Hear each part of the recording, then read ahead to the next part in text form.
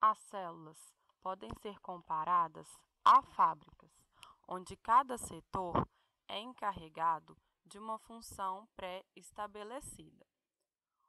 Os setores são organelas, responsáveis pelo funcionamento da célula, sendo que cada uma exerce uma tarefa distinta.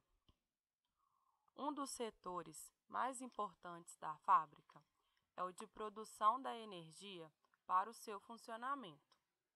No caso das células, a organela encarregada dessa função é a mitocôndria, que realiza o processo de respiração celular, em que ela utiliza glicose e oxigênio para a obtenção de energia. O estudo dessa organela levou à descoberta de características peculiares que a distinguem das outras organelas. Um desses aspectos é o fato da mitocôndria possuir o próprio DNA, que apesar de pequeno, é capaz de sintetizar alguma das proteínas necessárias para o seu funcionamento. Dentre todas as organelas das células animais, elas são as únicas com esse atributo. A codificação do genoma mitocondrial levou à conclusão de que o genoma dessa organela é mais similar ao de bactérias de vida livre atuais do que de células eucariontes. Concluído então que o seu DNA não é oriundo do núcleo. O DNA mitocondrial é circular e de fita dupla, semelhante ao de procariotos. Porém, uma pequena parte dessa molécula é constituída por uma fita tripla. Este DNA representa 0,5% do total de DNA de uma célula somática. Em humanos, podem existir entre 100 e 10.000 cópias desse DNA nessas células. Na maioria dos animais, o DNA mitocondrial não possui introns e codifica cerca de 13 proteínas.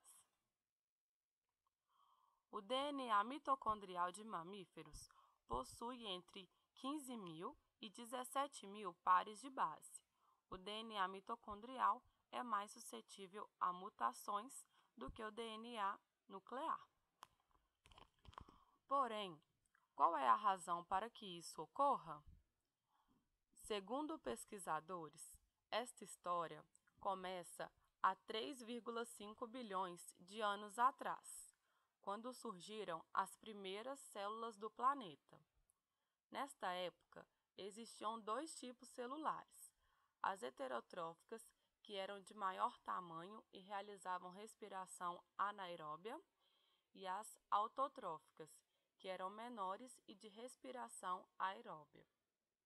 Há cerca de 2 bilhões de anos, o oxigênio atmosférico presente na Terra foi aumentando, e o ambiente, então, ficou menos propício às células heterótrofas, que começaram a invaginar sua membrana plasmática, recobrir todo o seu material genético e suas organelas, em busca de maior proteção, surgindo assim as células eucariotas, aquelas que possuem um envoltório nuclear.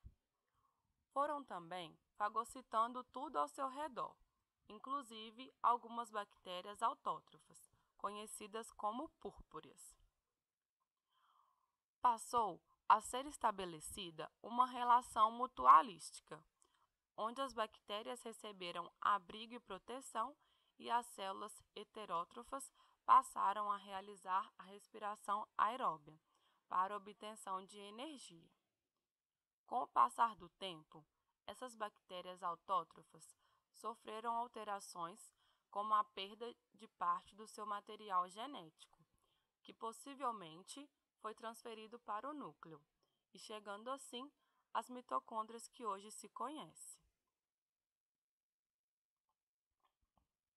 Essa teoria, tida como a mais aceita, é denominada endossimbiose, ou seja, um organismo vivendo no interior de outro, sem prejudicá-lo.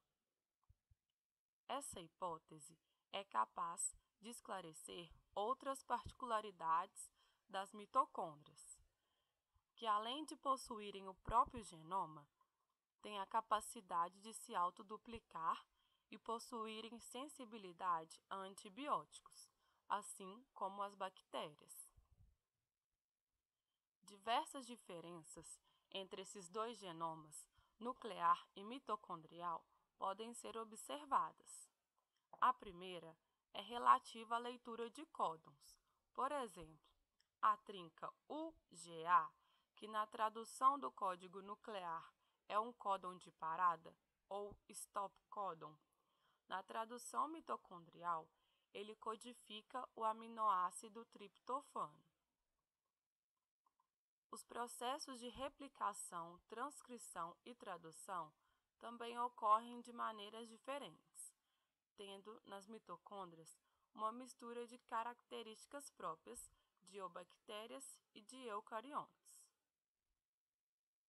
Vale lembrar que, durante a fecundação, apenas o núcleo do espermatozoide penetra no óvulo, sendo então quase toda a contribuição para a formação citoplasmática do zigoto oriundo da mãe, incluindo o DNA mitocondrial.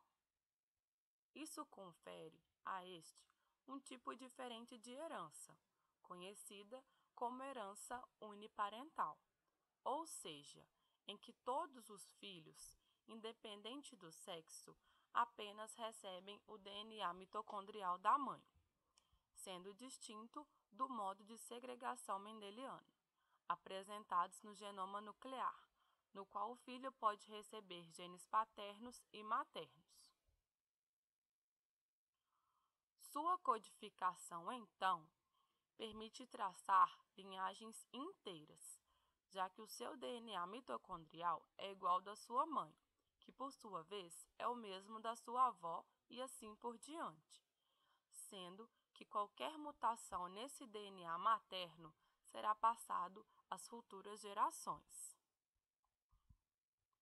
Outras diferenças entre esses dois genomas é que o DNA mitocondrial é mais resistente e que possui diversas cópias, já que há mais de uma mitocôndria em uma única célula.